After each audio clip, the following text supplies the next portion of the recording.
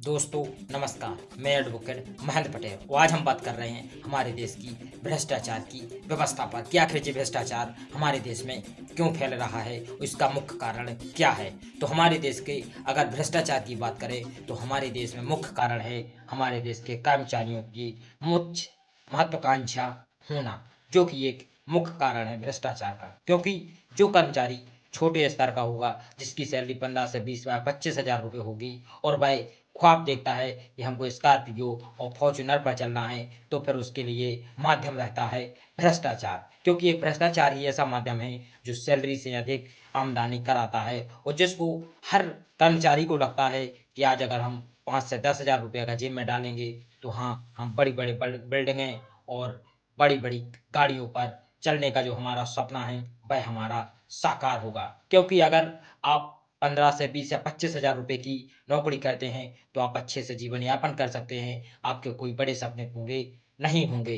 परंतु अगर आपने बड़े सपने देखे हैं और व्यक्ति चाहता है कि हमारे बड़े सपने जो हम कार्य कर रहे हैं उसी कार्य को आगे लेकर हम वह सपने पूरे कर सकें, तो ये असंभव है। अगर आपने बड़े सपने देखे हैं तो आप उस नौकरी के माध्यम से वह सपने पूरे नहीं कर सकते, आपको व्यापार करना होगा। परंतु हमारे देश के जो कर्मचारी वर्ग है वह व्यापार पर तो विशेष ध्यान देता नहीं है और वह देखता है मात्र में जो वह कार्य करता है उसी कार्य को आगे रखकर वह अपने सभी सपने साकार करना चाहता है। अपने बच्चों को अच्छे से अच्छे स्कूल में पढ़ाना और अच्छे से बड़ी गाड़ियों का सपना उनका साकार करना और बड़ी से बड़ी बिल्डिंग या हवेलियों में रहने का जो हमारे कर्मचारियों का सपना है। और आमदनी 10 रुपये है, खर्चा 100 रुपये करते हैं उदाहरण के तौर पर। तो इसी के कारण हमारे देश में भ्रष्टाचार का जन्म हुआ और जब तक हमारे कर्मचारी अपने सिस्टम या फिर अपनी कमाई के अनुसार सपना नहीं देखेंगे और अपने सपने के अनुसार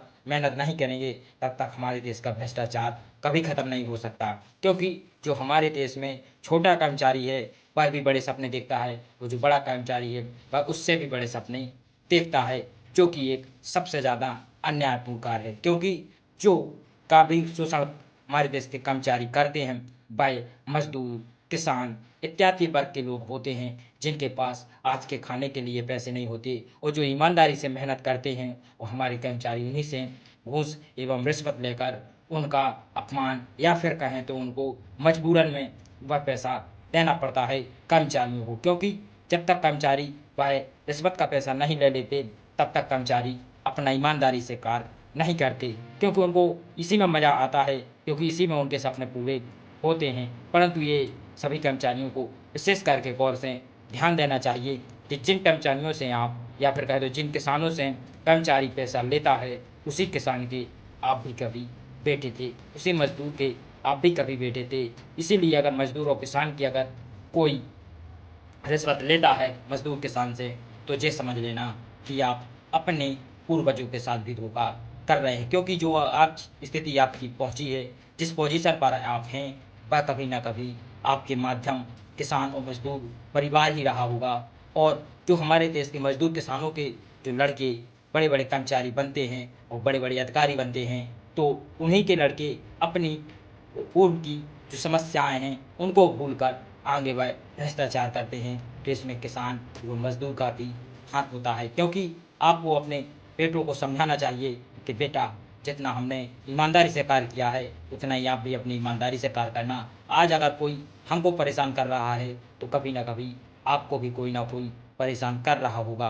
क्योंकि आज अगर यहाँ पर अपने किसी किसान मजदूर से पैसे लिए हैं कार्य करने के, तो कहीं पर जहाँ आपका परिवार रहता होगा उनसे भी कोई ना कोई अधिकारी इसी प्रकार की हरकतें कर रहा होगा, जिसकी मुख्य जिम्मेदार आप हैं। क्योंकि अगर भ्रष्टाचार को समाप्त करना है तो सच में सभी समाज के आगे आना चाहिए। वो अपनी शिद्दत और अपनी ईमानदारी से जितना मिल रहा है उतने में ही खुश रहना होगा।